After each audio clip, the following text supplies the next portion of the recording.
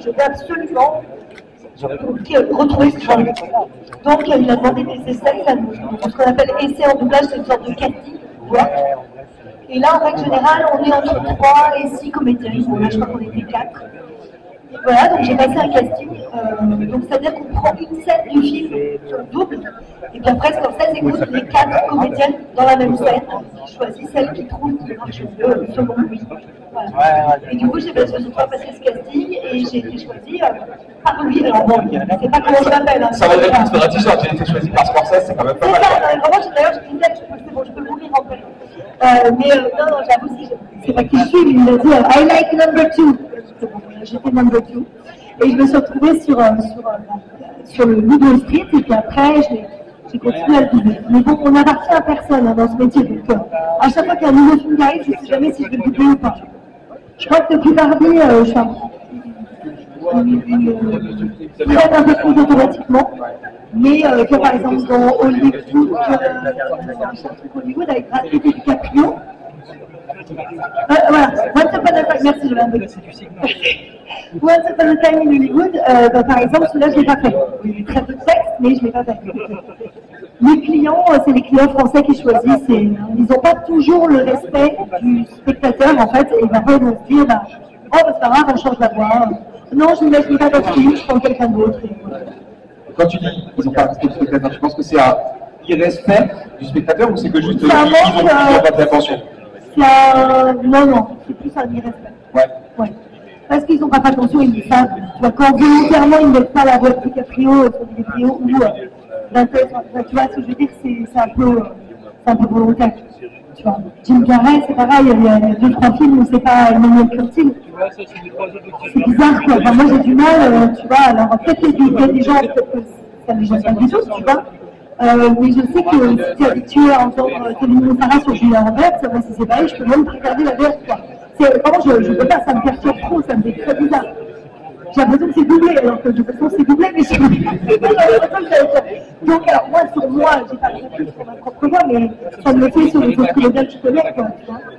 Et je sais que généralement les gens qui, parce qu'après, toi tu regardes en VO, tu vois, en VF, chacun ses goûts évidemment, mais du coup ceux qui aiment les VF, souvent après, je trouve que tu t'habitues à une voix.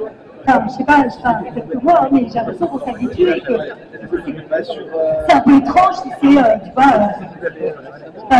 Will Smith ou des gens que tu as toujours entendu avec une voix et du coup c'est plus la même voix, quoi. Bon, malheureusement, il y a beaucoup de monde, mais après là, ça c'est autre chose. C'est un autre, quand on est un comédien, après on est un peu coincé. On va avoir un problème sur Shrek. On a vu aussi je sais pas comment ils vont faire. Avec le renouvellement des Simpsons aussi, où des personnages comme nous ont changé de voix, ce genre de choses. Et quand tu suis effectivement la série depuis 30 ans, si vous êtes à peu près aussi dessus, vous suivez peut-être depuis 30 ans, par les passages qui changent de voix. Voilà, merci. Être associé, on a parlé que de ça pour l'instant, on va parler d'autres choses ensuite, mais être associé à un personnage ou à une actrice aussi, on pourrait dire forte ou envahissante selon le côté dont tu places, est-ce que c'est chouette dans une carrière ou est-ce que c'est pesant et t'as du mal à sortir de ce spectateur? Non, franchement c'est très chouette, et puis en plus comme moi j'ai une voix très marquée, très typée, qu'on reconnaît beaucoup, et que j'ai commencé à 6 ans. Du coup, forcément, le doublage, je commence un peu plus tard, je commençais le théâtre et le tournage à 6 ans et le doublage vers 9 ans et demi, 10 ans. Du coup, on m'a beaucoup entendu et du coup, les clients ne me proposent pas sur un nouveau personnage. Donc, j'ai pas forcément, c'est pour ça que je dirige aussi maintenant, parce que déjà, les femmes, on n'a que 37% des rôles au cinéma et à la télé. C'est comme ça, dans tous les produits confondus dans le monde entier. Il y a 63% des rôles sont des hommes et 37% des femmes. Donc du coup, on a quand même moins de travail. Les femmes, passé 40, beaucoup moins. Il y a beaucoup moins de femmes de 40 ans à l'image. Donc, du coup, c'est un peu plus complexe. Et d'avoir une comédienne attitrée qui, en plus, elle a 36. Donc, elle va pas passer les 40. Voilà. Et du coup, moi, ça me donne du boulot, entre guillemets. Alors, si j'avais pas elle, j'ai quand même quelques comédiens que je suis, il n'y a pas que Margot Robbie, mais elles font un film, 2 films par an, tu vois, voilà, donc heureusement, alors, je bosse bien, et tout ça, heureusement j'ai des dessins animés, ça je bosse encore pas mal en dessin animé, et puis après j'ai la direction artistique, que j'adore, donc moi-même je suis passée de l'autre côté du boulot, quoi, et je dirige les autres comédiens.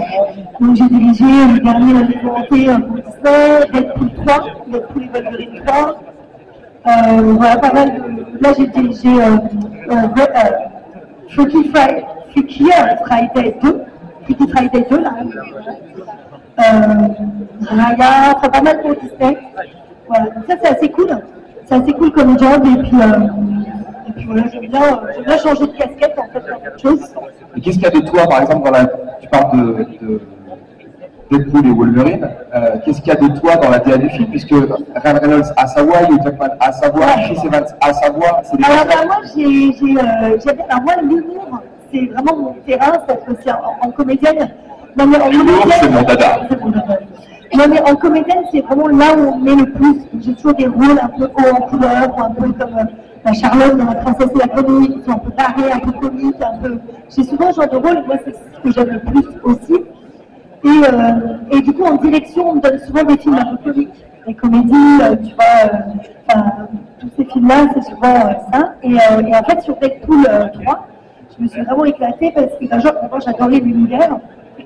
Et ensuite, je suis très très amie avec Pierre Tessier, qui fait la voix de Deadpool, et Jérémy Covillot aussi, qui fait la voix de Wolverine. Donc c'est vrai on est très potes, et donc il y avait une vraie connivence et puis un vrai respect du travail. Je sais qu'ils aiment le boulot, j'aime le leur, donc on travaille vraiment en toute simplicité et on se fait confiance, en fait, c'est une vraie confiance mutuelle. Et donc c'est hyper agréable, et moi j'ai vraiment tenu impérativement, j'ai même changé les dates d'enregistrement du film pour qu'ils soient libres, pour qu'ils soient en même temps. Parce que je savais qu'il allait y avoir une osmose et un vrai jeu, et comme c'est vraiment un travail d'acteur, pas de voix, c'est vraiment un travail d'acteur, on est tous comédiens. Ouais. Du coup, jouer avec quelqu'un, c'est quand même plus agréable, se donner la réplique que d'être tout seul.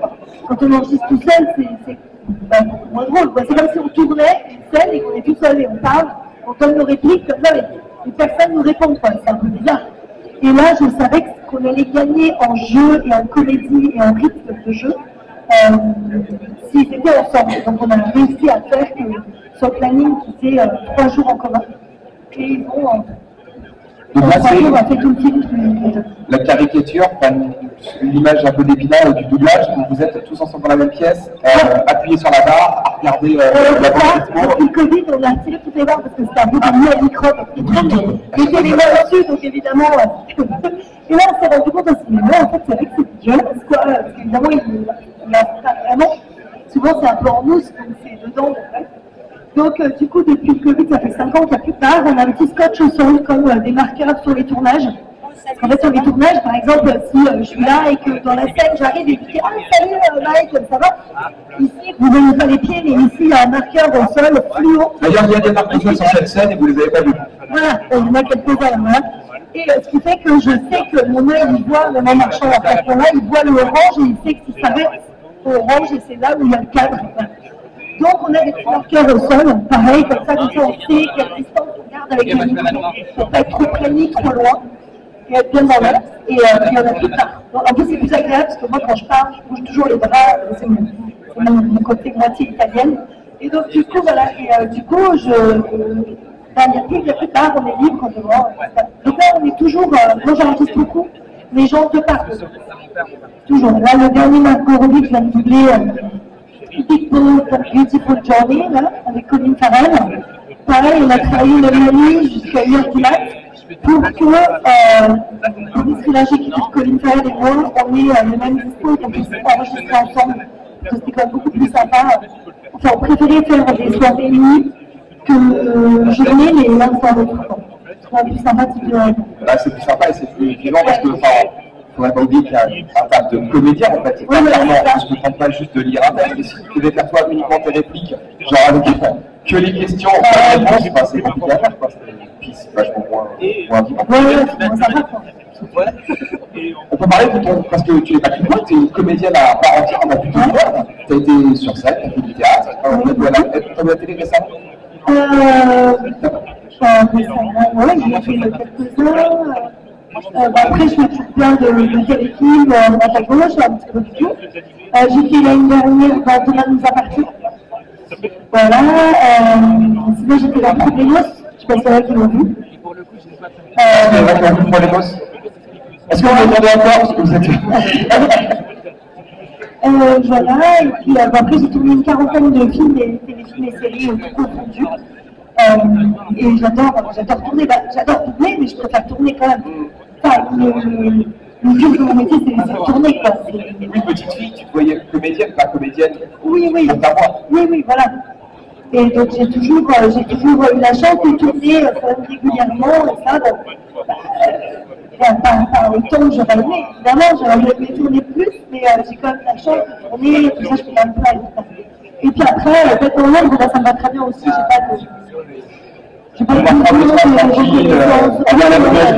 Voilà, non, c'est même, j'ai pas besoin de reconnaissance. Je suis contente de faire mon métier, je suis contente de m'amuser, et puis tant que je peux vivre de ce métier et nourrir ma famille et tout ça, ça y est, je ne même pas plus.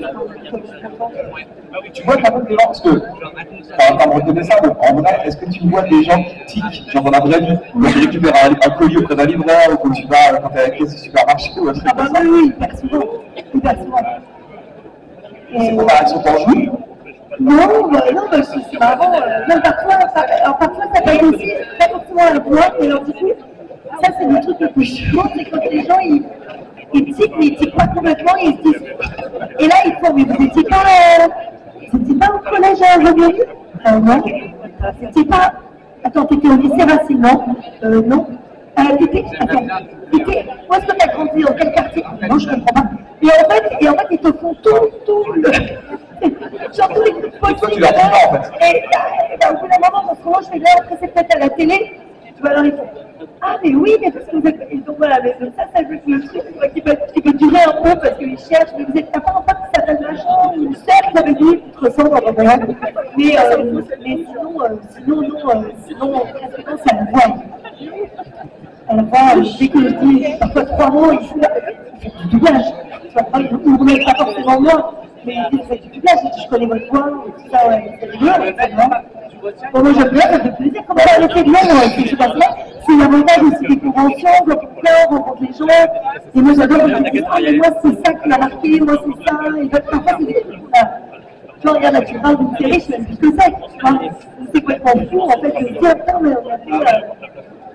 Oui, c'est des bonnes sorties pour faire le malin et de sortir des rêves qu'on n'a pas sorti 15 fois en festival. Donc, visiblement, on ne l'a pas sorti depuis 2007, donc c'est plutôt un pari gagné. Mais, là, franchement, t'as gagné, parce que vraiment, je n'aurais pas rendu écoute. Mais, ça va. J'ai jamais joué à Mario. On parlait du côté un peu. On a sensiblement le même âge. On a grandi peut-être avec les mêmes références. Tu as dit tout à l'heure, je ne sais pas si j'ai une voix culte ou marquante, tout ce genre de choses. Je sais pas. Est-ce que Dorothée Pousseau a une voix culte ou marquante pour vous? Du coup, nous, qui sommes des ados de 40 ans qui avons grandi avec les Créados, avec le Club d'eau, et puis donc tous ces comédiens qui nous ont marqués et qu'on vient voir ici en festival quelques années après, est-ce que tu as la même enfance? Est-ce que tu as des voix qui t'ont marqué, toi aussi? Oui, complètement. C'est pour ça que c'est drôle quand on est ici après 2 mois. Parce que nous, on ne voit pas, voilà. Mais moi, ça me fait ça sur Céline Montserrat, par exemple. Dans Céline Montserrat, sur Julia Roberts, ou même Véro et Philippe Pétieux sur Les Simpsons,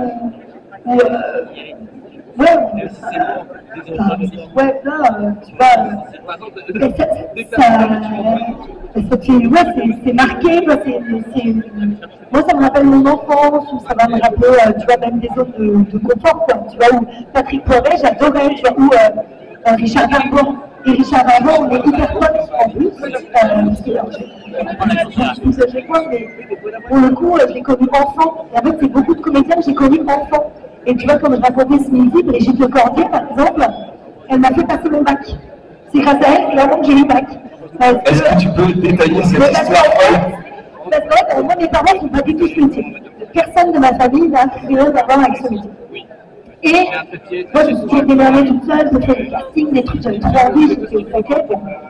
Et en fait, les parents, mon père, très têtu, il avait dit, bah écoute, au moins le bac, on verra après. Et il m'avait dit, tant que tu n'as pas le bac, et que de toute façon, il faut que tu aies au minimum 15 de moyenne, sinon c'est non. Tu n'as pas le droit de tourner, tu n'as pas le droit de jouer, tu n'as pas de moi. J'étais comme ça, genre, il fallait toujours dire au moins 15. Tu avais fait de la scène déjà petite fille, à 18 ans, c'est ça? Donc tu avais déjà pris gros truc. Ouais, moi j'étais à fond, je savais que je devais faire ça. Donc je savais qu'il fallait, mes parents ne rigolent pas. Tu vois, je savais très bien que si j'avais pas les 15 de moyenne minimum demandés, je ne tournais pas. Parce que en fait, jusqu'à 16 ans, tes parents se disent non, elle ne le fait pas. C'est eux qui décident. Donc j'étais par correspondance parce que je travaillais tellement. Je faisais une série à l'époque, mais j'étais très jeune, j'avais même pas 16 ans, qui s'appelait La philosophie. Et j'étais la plus jeune de tous, quoi. J'avais 10 ans moins de tout le monde, les autres, ils avaient tous, enfin dans la série, ils avaient tous 24, 25 ans, moi j'avais même pas 16 ans, j'avais 15 ans et demi, quoi. Et en fait, pour cette série qui tournait 4 jours par semaine, du coup, je pouvais plus aller à l'école. Donc je faisais des cours par correspondance. Et j'ai passé mon bac, bon, j'avais en avance, donc j'ai passé mon bac à 16 ans. Et je me souviens que je travaillais tellement, c'était hyper dur de se motiver pour faire les cours. Après, quand tu vas pas à l'école et que tu as déjà une journée de boulot dans les pattes, après te dire, alors, là, philo, pourquoi je suis en littéraire, donc ça, c'est un peu le bac plus facile que les autres, mais quand même, ça passe, quoi. Voilà. Mais quand même, quoi, il fallait quand même préparer un peu, quoi. Et puis, bon, le bac, le nôtre, le bac, je crois qu'il était un peu plus dur que l'actuel. Et bref, et donc, du coup. Là, on fait vraiment vieux. Oui, mais c'est vrai, c'est ce qu'ils ont dit à la télé. Bon, voilà. Et donc, du coup, Brigitte Lecordier, elle était dans les couloirs, elle est beaucoup plus âgée que moi, et elle était dans les couloirs, et elle me disait, mais il faut que tu bosses, je disais, oui, je vais m'y mettre, voilà, ça me saoulait. Et puis elle me forçait, allez, je bosse avec toi. Alors, la vache à papier, reprenez-les, les trucs qui sortent, elle me faisait bosser, puis en plus, à côté de ça, j'avais une petite ado, donc je sortais, tu vois, comme ça, en boîte, je sortais de boîte, j'avais fait 2 heures, et j'allais direct en studio enregistrer mon petite ado, quoi. Et voilà, et du coup, il fallait que je rajoute le bac dessus. Et donc, elle me faisait bosser, on faisait une série ensemble, et du coup, micro-employée, elle me faisait bosser, et j'ai eu mon bac, et mention bien. Comme quoi, on peut conseiller aux gens du coup de passer leur bac avec Brigitte Lecordier. Voilà, si vous avez besoin de réviser, appelez Brigitte Lecordier. Évidemment, le numéro de Brigitte Lecordier s'affiche en bas de vos écrans et de téléphone portable. N'hésitez pas à la joindre de la part de Dorothée Poussiot si vous voulez avoir votre bac. Exactement. Dorothée, on continue à papoter ensemble de demain à 14h. Mais si vous voulez vous papoter avec Dorothée, on se retrouve en dédicace cet après-midi. On se l'est dit, vous montez au premier étage, vous allez chercher votre petit ticket dédicace, vous avez rendez-vous à l'île Dorothée. Ça se passe hyper bien, visiblement c'est chouette. C'est très cool. On manque un petit peu les petits fours et les boissons. Hein. Bon, moi je dis ça, je dis rien. Et vous des organisateurs ou des fans? Après, c'est un beau cadeau. Bien sûr. Ah ouais, j'ai pas compris. Les fans, c'est nos invités. Petit problème de micro, visiblement. Dorothée, merci. Histoire de nous rassurer. On va accueillir du coup une animation qu'on n'a jamais fait ici, donc on a un petit temps de préparation, on va changer un peu le plateau de la scène, on va accueillir l'association Silver Geek pour une compétition de Just Dance.